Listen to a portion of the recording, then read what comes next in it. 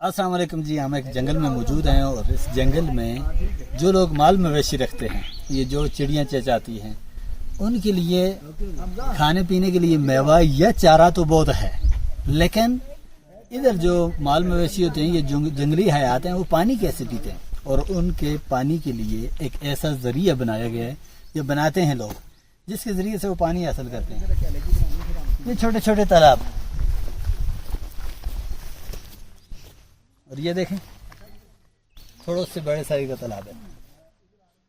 इसको देसी ज़बान में जबड़ा बोलते हैं। इसमें जो पानी बारिश का जमा होता है तो वही जानवर पीते हैं और अपनी ज़रूरत पूरी करते हैं। अब लोग कैसे पीते हैं, आए आपको वो दिखा।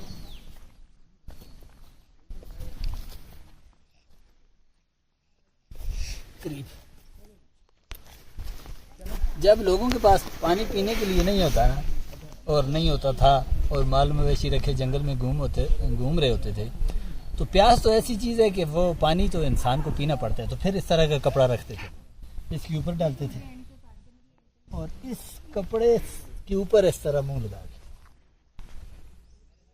ऐसे मुंह लगा के इस पानी को कपड़े से चूस के पीते थे, ताकि जो इसके अंदर कोई किसी किस्म का भी कोई मसला है वो फिल्टर हो जाए।